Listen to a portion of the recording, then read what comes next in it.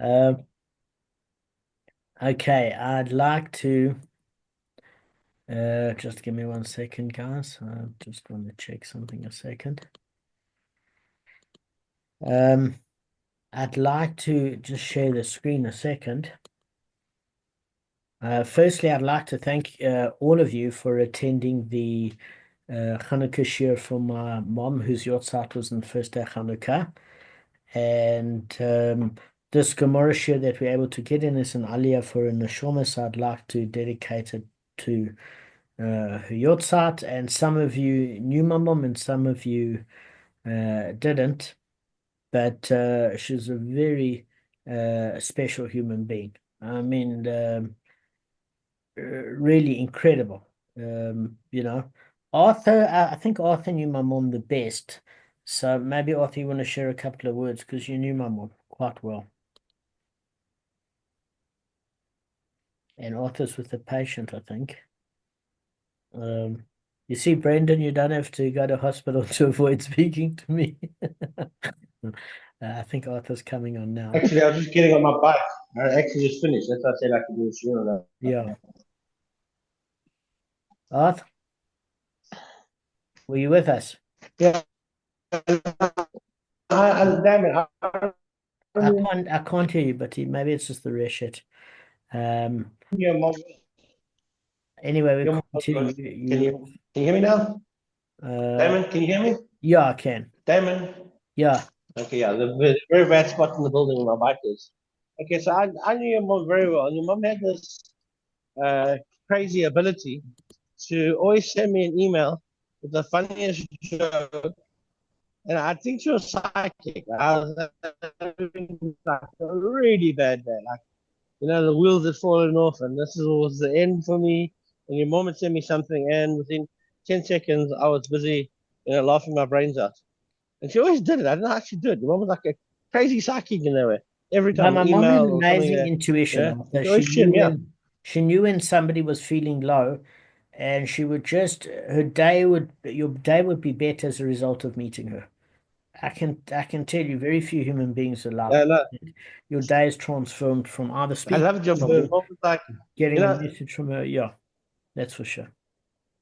yeah, no, but the great thing about your mom is, and it's the one thing I must say about you, is you kind of benefited from your mom and your dad. I see a lot of your mom in you with your kindness and your empathy towards people and your understanding. And I see a lot of your dad in you with the business ethics and all that stuff. So, I mean, your parents were a great combination to, bring you into the world and, you know, Yeah, thank God. They it's were, good. what Rabbi Tat said, and we'll start off on the show now, is that if two of you are exactly the same as each other as a spouse, one of you is redundant. And my parents were the exact opposite of each other, and they brought different strengths to both raising myself and Elan as well as the marriage. They were very different. And what complemented them was the fact that either of them separate was not whole.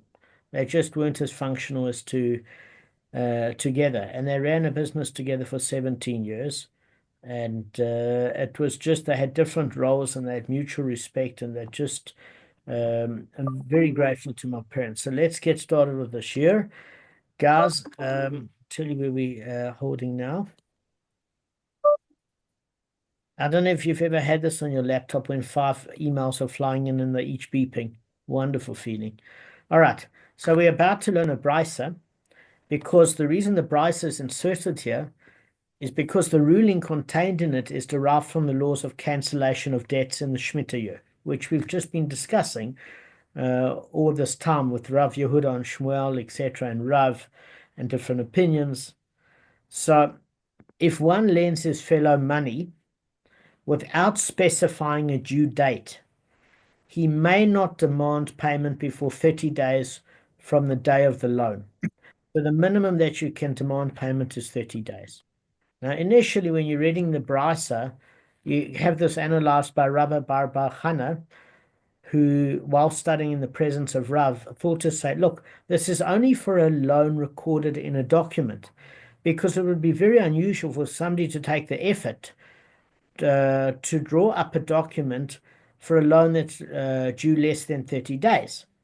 Because, it can take a day to in those days. It's not like today where you go to ChatGPT and you've got all the terms and conditions. There you needed legal advice, and there's no ways that you would spend a day drafting this if the amount was huge, probably, and further to which, if the money was required before 30 days, because it's too much trouble.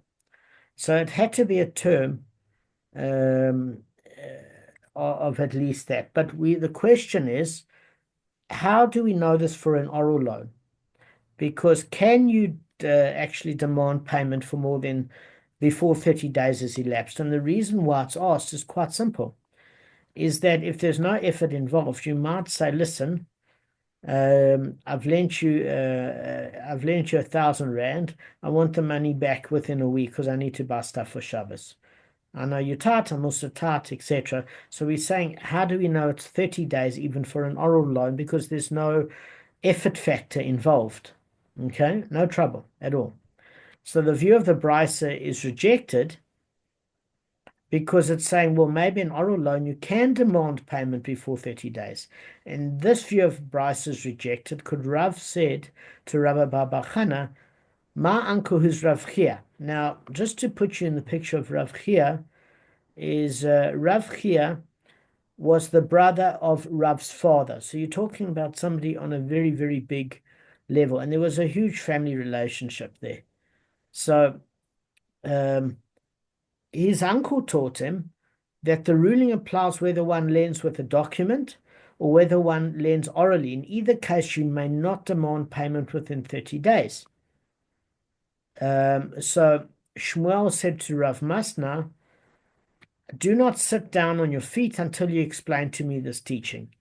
In other words, he wanted to know immediately, how do we know that an oral loan has to be a minimum 30 days for collection, even though there's no effort involved?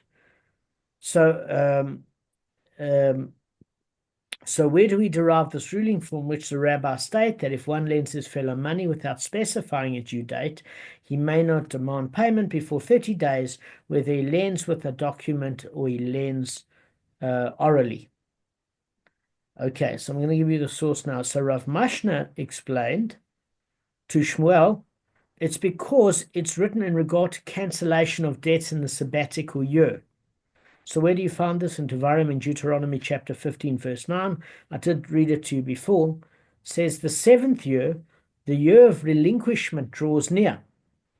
Now, there seems to be a bit of redundancy because if you know from the previous verses, the seventh year is the Shemitah year, and obviously you know that there's a relinquishment of all debts owing. So why mention it again? The seventh year draws near. You know, in the seventh year, you can't collect money owed to you anymore. Obviously, presbol aside and collateral aside, but generally. So what's the purpose of what would seem redundant, the extra words, the year of relinquishment? Because the Torah doesn't waste words. Because it's to teach you that there's more than one sort of relinquishment. There's another concept of cancellation apart from a cancellation of debt. And that is, it refers to forcing the lender to temporarily relinquish the right to call in his loan. In other words, the loan isn't cancelled, but you don't want to hammer somebody for the money. And what that's saying is that, which is it? In the case of one who lends his fellow money without specifying a due date, either he forgot on the contract or didn't wasn't specific orally. And it states there specifically in that verse, you may, on the commentaries, you may not demand payment before 30 days from the day of the loan. So the 30-day ban on collection is the other year of relinquishment alluded to in the verse. I'm going to explain what this other year means. So there are different versions of a year. We know a year by a couple of different barometers. The one is you've got an astrological year, which starts in the month of Aries and completes with the month of Parsis. Then you've got Tishrei, which is the beginning of the year when mankind is judged until the next year. You've also got certain festival and harvesting ways to calculate the year, including Pesach or harvesting agriculturally, etc. So there are different ways. But They say 30 days is the shortest period according to the legal status of a year. So you say to yourself, well, how the heck can 30 days equal a year? And you find this if you look at a reckoning where it said there was a precedent started. The master said 30 days within a year may be reckoned as a year. Now, what is this in regard to? Guys, last time when we were dealing with Bavli, we were talking about the age of a tree in relation to the prohibition of Orla. So I'm just going to explain it to Lance and Brendan that weren't there. The Torah prohibits the fruit of a newly planted or transplanted tree, for that matter, for a period of 3 years. And where do you find that? In Vayikra, which is Leviticus chapter 19, verse 23. So that verse is known as an Ola. Now, that's why you'll have certain people that have got this custom to only cut a 3-year-old's head, a son's hair, after 3 years. Upshearing, it's called an upshearing. It used to be a Chabad thing, but it's now quite a Misnagdishish thing that even people at Usamah wait 3 years before cutting their son's hair. And it comes from this verse in Leviticus that there's to be no pruning or use of that tree within the first 3 years. So these years, by the way, are not reckoned as full years from the day of planting, but by the calendar year. What do we mean? A full year is 12 months. So we're saying here that there's an exception. If you've got a seed or you've got a tree that was planted and took root 30 days or more before Rosh Hashanah, at the beginning of mankind's new year, in Tishrei, it's considered to be in its second year to Ola once Rosh Hashanah has arrived. So what we are saying is if you've got 3 years before you can touch it, the smartest thing to do would be to plant it a month before Rosh Hashanah, which means at least 30 days before. And when Rosh Hashanah hits, that counts as your first year. So you only prohibited for another 2 years from accessing that particular tree. So that's where we get the derivation that a year is in certain circles constituted as, Lance, give me 1 second to finish. I'm happy to answer your question. Is considered a minimum of 30 days. And this is the source in terms of you cannot recall a loan in less than 30 days because of the reference to Deuteronomy Devarim chapter 15 verse 9, which states the 7th year, the year of relinquishment, draws near. So it refers to two things. In the 7th year, all loans are cancelled with a Shemitah year, but what is relinquished is your ability to collect in the first halachic year, being a minimum of 30 days. And we use this from Orla, which says if you plant more, just 30 days or more before Rosh Hashanah, that's accounted for almost a year in terms of your tree growth, where you've got another 2 years left. Lance, asked your question with pleasure. I'm sorry. It's not a question. I think it's more correction. It's not before Rosh Hashanah. It's before Tu B'Shvat, New Year for trees. No, it's not. Trees are counted not from Rosh Hashanah. No, I get that, but that's not what this is saying. So maybe I'm misunderstanding you. So tell me properly, because You're talking about pruning when it's best to plant a tree. And you said to plant it a month before Rosh Hashanah. I'm saying it's not Rosh Hashanah, it's Tu B'Shvat, because trees are counted. A human is, it's different for trees. Trees are counted from Tu B'Shvat. A tree becomes 1 year old. If you plant a tree a month before Tu B'Shvat, becomes 1 year old on Tu B'Shvat. So therefore, you'd plant it a month before Tu B'Shvat. But it's different for, you were saying Rosh Hashanah. It's not Rosh Hashanah. I give you the Rosh source. Hashanah is for... Give you the source. Just give me 1 sec. You could be right. It might be referring to something else. But if you have a look at the 9th daf at 9b and Gemara Rosh Hashanah, okay, if you look in the 9b in Gemara Rosh Hashanah, that's the source. It says if you planted, if a seed or tree was planted and took root 30 days or more before Rosh Hashanah. So it could be that they merged the two. I'm just proposing that you write and say that it actually took root 30 days or more before Rosh Hashanah, but it might mean that it had to be planted by Tu B'Shvat. It's possible that the opinions could be reconciled. I would check with Rabbi Goldschmidt. The same thing like with kings. They're like 4 New Years. There's a new year for kings. So when's the king's reign? When it gets, I'm not sure which month is for kings, but there's a new year for kings, there's a new year for trees, a new year for mankind. Yeah. Yeah, I'm not So talking Rosh about Hashanah the is New for Year for mankind. trees. Hang on, just give me a sec, please. You're mixing up one thing. You're conflating a New Year for trees with the ability to get benefit out of those trees, which is a different cyclical calculation. So in Rosh Hashanah 9b in the Gemara, and we actually what we are talking about here, and we actually even dealt with this, Gavin and Sota, if you remember, about soldiers going out to war. About tree pruning and everything else, is that it says clearly if a seed or a tree was planted and took root 30 days or more before Rosh Hashanah, it's considered to be in its second year in regard to Orla once Rosh Hashanah arrives. So there might be a new year for trees in terms of counting, but Orla, which allows you access to the trees, and you need 3 years to pass. Just remember Vayikra chapter 19, verse 23, and Rosh Hashanah 9b, means that if you plant as latest and it takes root 30 days before Rosh Hashanah, that's considered a year already passed in terms of Ola, and you've got 2 years left. It could be, just as a matter of interest, where you might have to, on certain plants planted by Tu B'Av, in order to take root 30 days before Rosh Hashanah, but it doesn't necessarily mean it's so. But it doesn't mean that it's not a calculation of Tu B'Shvat from other perspectives, but from Ola, if it takes root 30 days before Rosh Hashanah, it's there in the Gemara, but it's there in Vayikra. It's there. It's not an argument on what you have to say. There might be different calculations according to what you're trying to derive. Yeah. So those are your sources. I'm not saying you're wrong. It could be that the planting is Tu B'Shvat and the rooting has to take place 30 days before Rosh Hashanah minimum.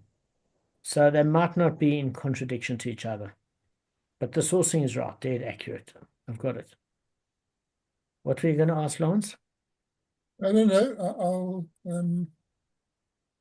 So you'll I'll check it up with Rabbi Goldschmidt. Yeah, no, with pleasure. But you need to show him the Rosh Hashanah 9b and that verse in Leviticus.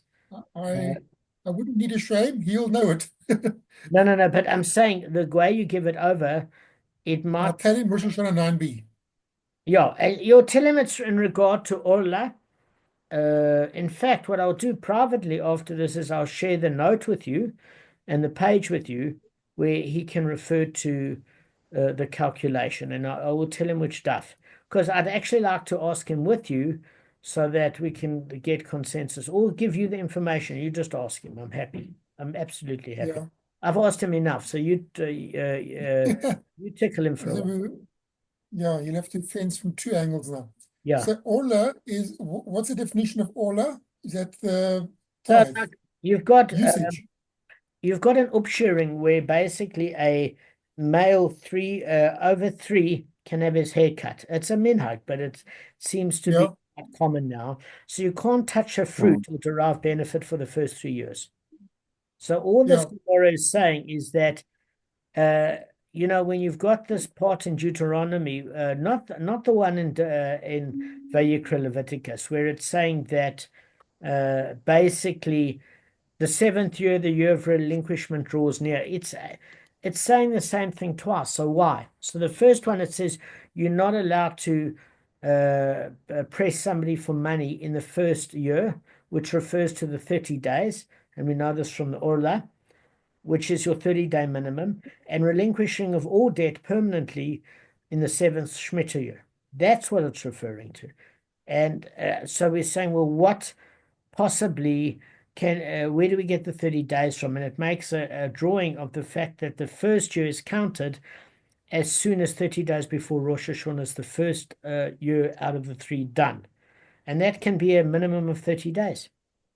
So you can't press somebody prior. That's how we know whether it's oral loan or written, because the reason given for the written loan was quite simply that nobody would go for the effort if they were to collect for less than 30 days of drawing up that legal contract.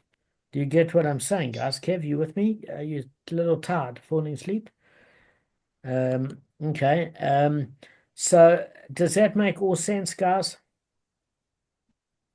Yes. Okay. So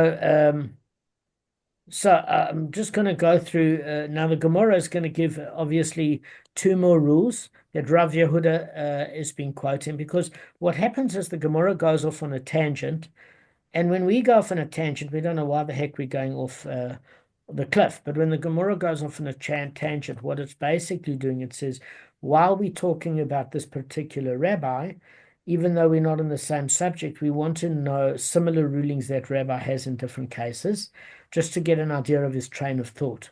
So it's not a tangent of being lost, it's a tangent of going off the subject of debt collection, and more a subject of what Rav Yehuda derives from principles of sabbatical years, etc., and other halachas.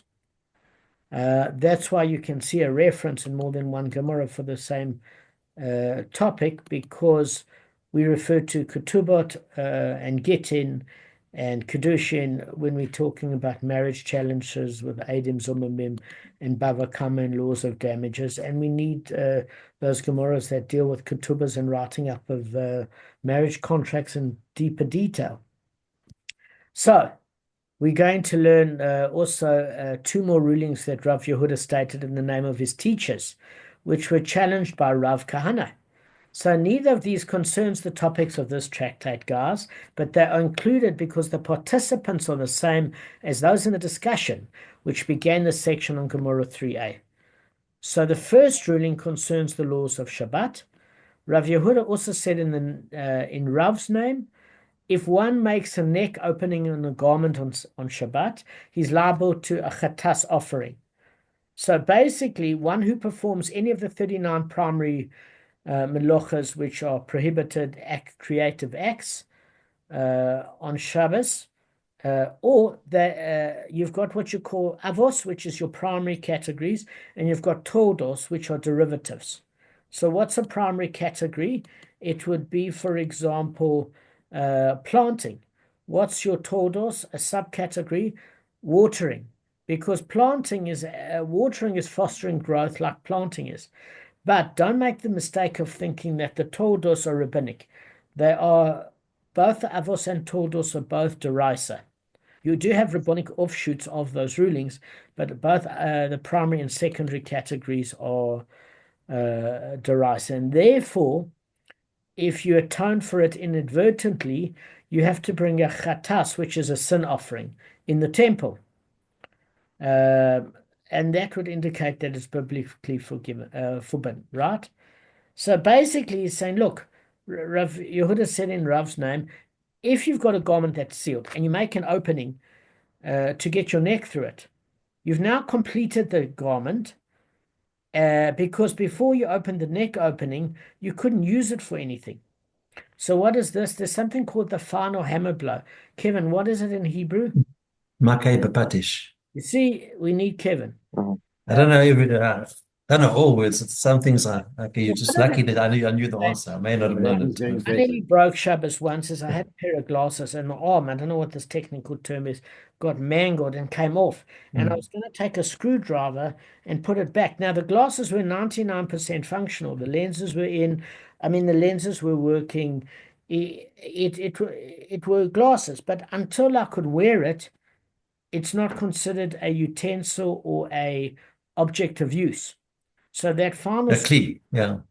Clear utensil. In other words, if you don't have one of the arms and the glasses, your glasses are going to fall off. So you can't put the final screw in, because that's what makes it useful. So utensil without full usefulness, it's like a hardware without software, is useless. So therefore, the final hammer blow is anything that's creative. So obviously, if you create a hole in a garment where people can put their neck or arms through, now you've created something you can wear, otherwise it's a tablecloth. Okay? And there's some people that go to shul that wear a dress that looks like a tablecloth, but that's a different and weight issue. Okay. Now, so this ruling is questioned. Rav Kahana didn't agree with this ruling because he stated in a Mishnah in Gemara Shabbos 146a, the Mishnah part of it. Well, how does this differ from a barrel lid? You know that basically if you lop off the top of a barrel with a sword in order to open the barrel and remove its contents, that this creation is not considered completing a vessel. So he wanted to know basically why. Basically, the Ritva questions that interpretation of Rashi because basically, how could Rav Kahana have assumed that one may make a new opening in a utensil or a garment, right? Because it's well known by even layman Jews that even the slightest act of completion is considered a labor or forbidden. You're not even allowed to remove finished threads or loose threads of a finished garment. That's in Gemara Shabbos 75b. So the basic thing of it, he's saying, look, well, why do you have a double standard when you're lopping off with the sword the barrel from the lid? And the Gemara is answered by Rav Yehuda to Rav Kahana, said, look, I'm quoting Rav, but this material with the shirt opening is one unbroken piece of material. So therefore, when you make an opening, you're actually creating something new. And therefore, it's in the category of completing a utensil. But when you've got like a wine cork that's in a bottle and it's sealed, when you break it, it was not bonded. It was basically meant to be opened. And therefore, the lid is not of one piece with the barrel. So the barrel is considered to have an opening even before the top was locked off because this is why it was made. And the opening created is not in the category of completing a utensil because the wine itself is useful and being held by the barrel anyway, and it was made with intent that you lop it off and opening it up. Otherwise, how the heck are you going to drink it? So, with that done, we're not going to go through the very complicated next part of 3 lugins of drawn water. Ask Kevin, is that complicated or what, the next part? Hectic, eh? No, I don't think maybe I didn't seem so. That's for the mikveh, for the minimum quantity of It's mikveh not, for to be except kosher. you've got 4 different ways, different mishnahs, and you've got 6 different opinions on each. Okay, no, that's. I think I got a summary of it. Yeah. I don't think I went into such detail. If you say it's challenging, then I reckon it's challenging. You know what? Give us the watered down approach, Damon. Okay, listen, it's not challenging if you concentrate, but to keep all 6 opinions simultaneously gets tricky because you've got to know what points they agree and what points they disagree. Kevin, do you want to teach us? Lance has a question, yeah? Lance wants to ask a question. Just a quick question on this thing with the barrel, okay? Yeah. Now, what's fascinating, what I'm fascinated by is that today is always a big issue with like a bottle of wine with a metal screw cap. Yes. So a lot of people say you can't use that because you are creating a vessel, but the cap is there before, the bottle's there before, and I'm with this in the Gemara where they're saying that you're not creating a new vessel by opening up the barrel to drink the wine. So too with a bottle of wine where you've got a metal cap, that cap is actually a functional vessel before you take it off the bottle. So I'm quite interested to get the reason why they don't allow that. Don't they make those little holes on the top? Sorry, Brendan, apologies. No, I've seen them make like little holes on the cap. No, that's a different reason. I'll explain that reason now. So Lance would go with Rav Yehuda, and Rav Kahana is of the opinion that you're creating something new. So there's opinions for both. The reason why they create holes is when you open the lid, you're creating a vessel. In other words, when you're opening a can of tuna fish, you're now creating a container which somebody can use that was not a container before that was open to use. It might have been sealing something else, but now you've created a new container that if you empty the tuna, you can use it. My argument with that is what person in the community generally keeps empty cans of tuna to fill it with stuff? So, in other words, What's that, lady? yeah, so in other words, I don't know if you would go with the fact that it's a new utensil, the fact that the majority of people don't use it that way. And by the way, in halacha, we sometimes do go with the way the community views something. So in other words, with the laws of kashrut, with the brachas you make, when I learned in the Mishnah Brura, if in the community the custom was to have it in a state you could recognize, it would be like a adamah. And if you would cook it and you would get it to an unrecognizable state, but that's how people ate it, it would be she'akol. According to the community, custom would play a role. Do you get what I'm saying? Not just the essential element of it. So it's complicated, beyond my pay grade. We've got 4.5 minutes remaining.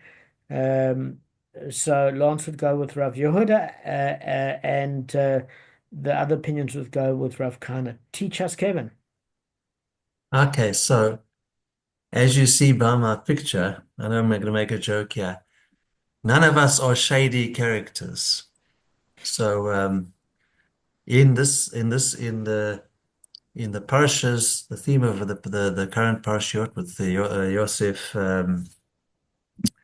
becoming the viceroy, and eventually Yaakov going down with the brothers and setting up the scene for the 300-year exile. It is 200 or 300, I think it's 300, yeah. Paro was interested in making the brothers possibly courtiers and employees of the state. But Joseph didn't think it was a good idea because the Egyptians were morally bankrupt and were shady characters, as I mentioned. And they had such disregard and disrespect for shepherds and herdsmen, which the brothers were. And one thing that they chose that profession or career. One thing they learned from it was how to have compassion and care and be responsible for the sheep and the cattle they were under their care. So that taught them in terms of leadership. That simple act of tending to sheep and livestock taught them humility, and the Egyptians had such disdain for herdsmen and for shepherds, and so they from that aspect alone, they didn't want them being getting high positions. So Joseph was actually an exception, being how he made it to the top. And okay, so I just wanted to mention that humility, on that being point, humble is very important. Goshen, they resided in Goshen because That's right. It was the most fertile land. They were kept away. Goshen, they were separate. Correct, Yeah. because it was the Egyptian god, and they found it disdainful that you were hurting a lot of their deity. Although any deity that could be slaughtered is a ridiculous thing. It's the same thing with JC. Yeah. Just one thing I want to end off with. Somebody I said, just want to say something else after you say something. right. Okay. Sorry, somebody once said to me, maybe you should look for JC because maybe it can save you. And I just had I said to him in a shopping center, listen, he couldn't even save himself, which wasn't comment I made. And then that made him very cross, Damon, the guy you told. Very cross, exactly. Okay, so just one thing about Chanukah. Sorry. And you nailed it, Dame. You nailed it. Yeah, Damon nailed it. Yeah. Exactly. And one thing about Chanukah, ideally, at the time of lighting, you shouldn't even learn Torah. I heard that lighting takes precedence over many mitzvot. So if you can, guys, I'm talking to myself as well, try a light at Shkia time, and the candles must burn 40 minutes after dark. But try not learn or do any errands, or just make it a priority to light the candles at this time of year. Yeah, I saw Oh, Rabbi man. Landau posted on Savoy group that 7:20 is ideal time. Is it Okay. 40 I or actually just 30? looking Guys, for the share. South So African about the time. glass without the arm, that's where you get the word useless. Useless is useless. yeah. Well, what Useless. You about would the use it. word invalid? It makes him invalid in society. There's some terrible. Yes, yeah. I don't know if it's a minute steak or minute steak, because it's a minute to cook or tiny. I don't know. I'm still working these things out in the English Well, language. Yeah. Starts off as a minute and lands up being tiny. There we go. Guys, It's a minute minute steak. And a great Arthur, Shabbos. Okay. I'm Yeah. going to be in Renana for Shabbos. Say, will you be there? I'm so excited. No, I'm going to Tel Aviv. Oh, really? Damn, I missed it again. No, I'm home for no. Okay. All right.